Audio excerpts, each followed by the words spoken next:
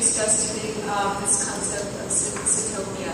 And after hearing what Adam has just described, I'm wondering if you think he's on track to achieve this idea of Zootopia, and what advice, if he is or isn't, what advice you might add to what he's already doing.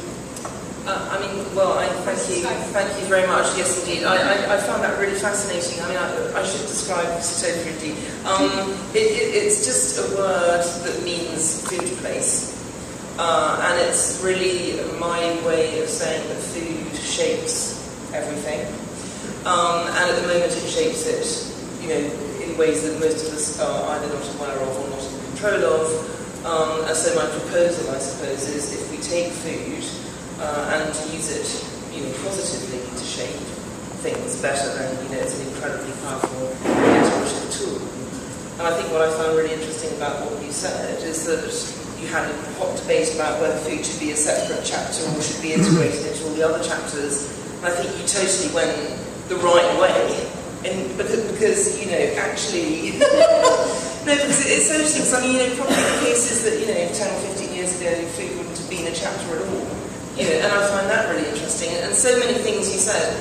I mean, I look at a lot of the history of food in the cities, and what fascinates me is that up until industrialisation, food was just far and away and blindingly obviously the most important thing that any city authority had to take care of. And then with industrialisation we have this kind of split. And it's so interesting now that cities, and I think the scale of a city politically is a really interesting entity for addressing the food system. But I mean, the first thing that came out of your mouth, I just thought was absolutely perfect. You said, it's one of the systems we have the least control over. And in fact, I had a quote earlier, but I didn't refer to it because I was rushed. But there's a brilliant book that was written about the food system to London, called The Food of London, that was written in 1856 by a historian called George Dodd. And basically, he just went down to the London, the Port Authority, and went to the head of, kind of beef imports and said, how many head of cattle came into London, sort of this year? I'll just look it up in the ledger, sort of, and he could actually tell him. This is the extraordinary thing.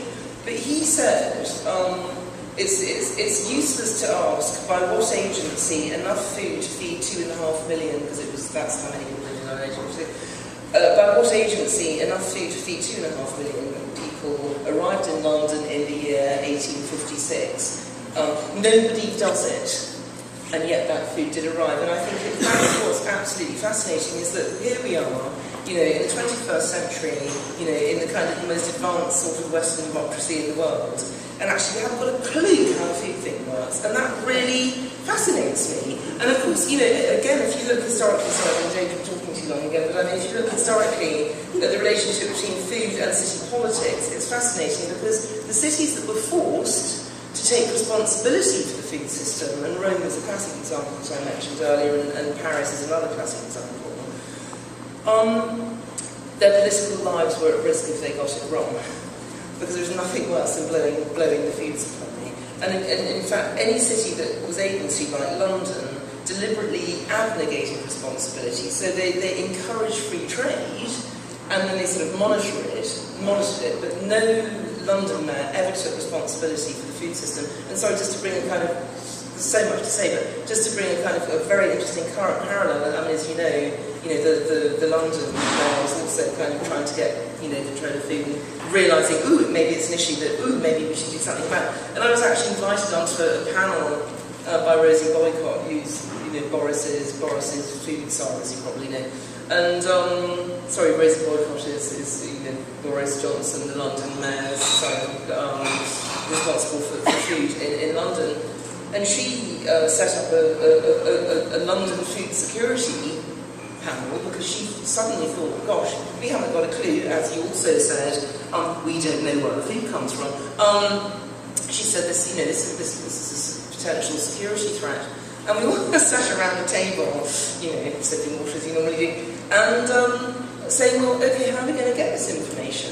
Now, the case in London is that about 80% of the food that comes into the city is organised by supermarkets, who are not necessarily the most transparent bodies when it comes to giving you information about where the food is. And what I'd be interested in asking you is, I mean, by the way, I think, it's the most incredibly important piece of work that you're talking about, embarking upon. We had exactly the same conversation. We need to map how London's food comes into London, we said, and then in the next breath we said, but how?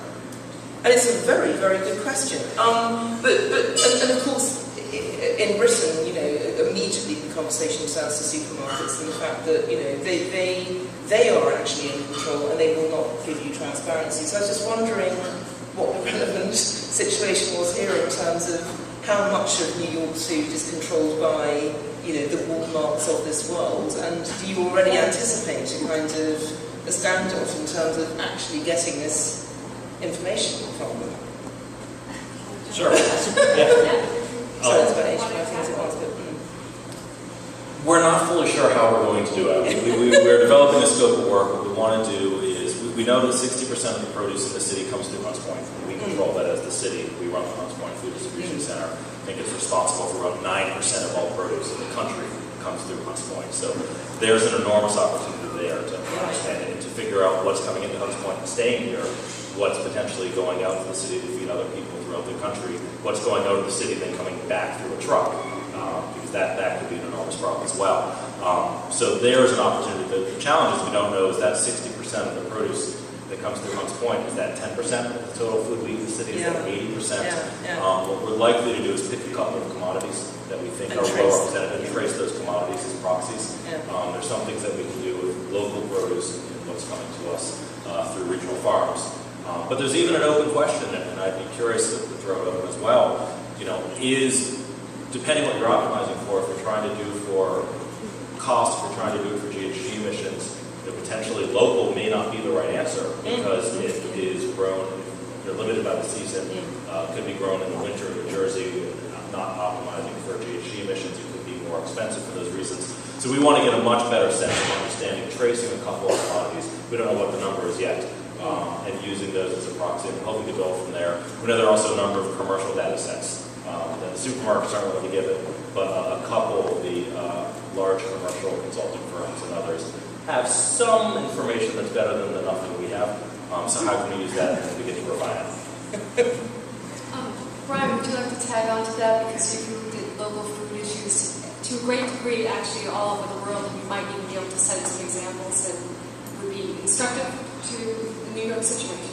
Well, I'm fascinated to hear what Adam said, and I remember when Plan NYC, the first iteration of it came out, and feeling disappointed that there wasn't much focus on food, but then hearing this explanation, and now even the revision of the plan seems to have a little bit more focus, but the two questions remain: what actual sustainability indicator is a priority? How does food impact that? And then I'm just blown away by the fact that New York City has this relatively small amount of data on the food that comes in. And I did have an experience at the Hunts Point Fulton Fish Market last year where I was asking the manager there how much of this fish is coming from New York fisheries. And he said, we just do not have those statistics. So it was sort of anecdotal evidence of how much of the flounder was actually caught in New York waters versus coming from Canada or somewhere else. However, I would say, and it seems like you're moving very aggressively in this direction, I think this is a top priority. And based on Tim's presentation on all these best practices from cities around the world, I would love to see the mayor's office organize a coming together of mayors from around the world, as was done with the climate initiatives about food, and say, what can we learn from these other cities? I will say briefly, whether local food, buying local is the best choice from an energy efficiency and greenhouse gas emissions perspective is a very complicated discussion. And my quick response is always, let's not focus on that. And to focus more on some of the intangibles that you get from buying local in terms of the connection to nearby farmland. I'm fascinated by the fact that New York might want to take a more systematic approach to million watershed acres that it owns upstate. I know that there are certain standards for operating, but I'm sure that the city can be more involved in a really interesting way in those acres. And I think that food waste is emerging as a massive issue in the city, and we should be a leader like San Francisco or elsewhere, where it's just illegal, basically, to throw organic waste in the landfill. So let me ask you to jump in on that, because you're a planner, and we're talking about physical space. You talked about intangibles as well, but maybe from a physical space point of view, we could talk about that and maybe some of the conflicts that might even be waiting for us out there in terms of having all these things manifest in the city. Yeah, well, there are limited space. There are issues with how you use that limited space. And actually, San Francisco is a kind of interesting case because it's a very dense city, and probably not unlike New York in that way. There aren't that many vacant parcels left. And last week I had the chance to visit the Hayes Valley farm in San Francisco, where they have this beautiful 4 or 5 acre farm, essentially, but created because of the knocking down of the highway, the central highway freeway overpass as a result of damage from Loma Prieta. And the city is intending to take that land basically and give it over to development. So and the farmers actually quite resigned to that outcome. They sort of agreed to it from the beginning. And there are those sort of how do you manage to do all of these things? Thus the concern about how you can do it in a more vertical environment and building facades and green walls and rooftops. You've got to be more creative at doing that. But I wanted to just jump in a little bit on the discussion about New York and ask, there's lots of things going on. It's very impressive when you list all of the initiatives, public and private, that are underway. To what degree do we need to buttress that with more kind of formal policy framework? I think that's what you're suggesting, this idea of inviting maybe mayors in. Is there a New York Food Policy Council, for example, as many other cities have? Has the mayor considered a directive like Mayor Newsom has issued in San Francisco that said, among other things, said departments, agencies shall look at their land holdings and figure out how to grow food there. Simplifying it, but that's essentially what. Or setting an ambitious goal. Maybe it's too premature because we don't know enough about the flow of food. But is that important?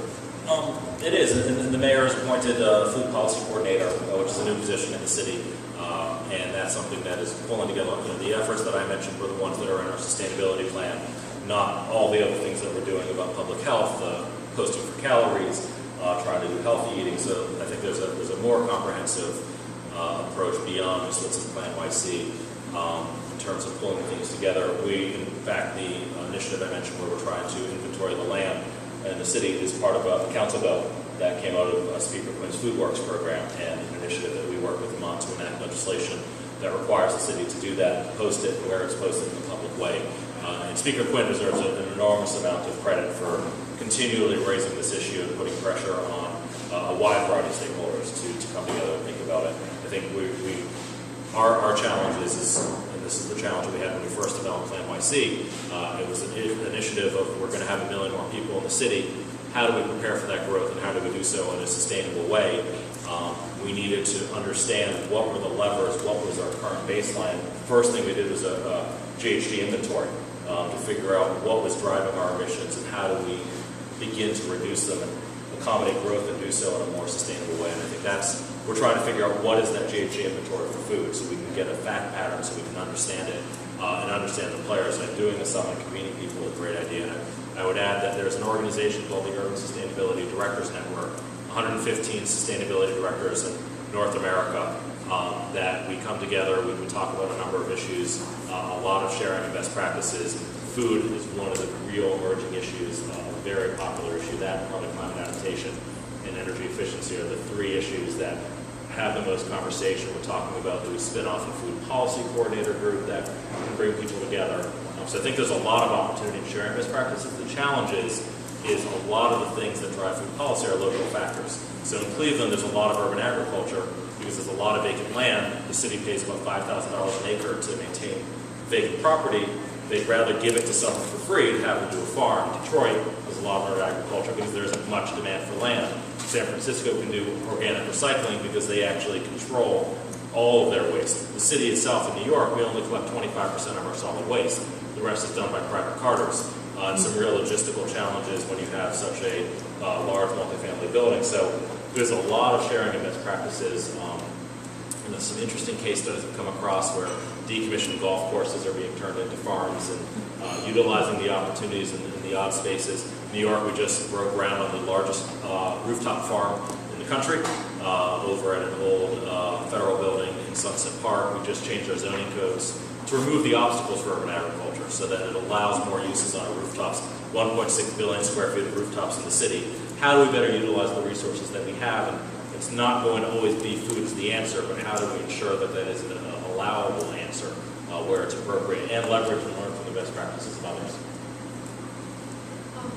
I have just one more question to put out to the panel that we normally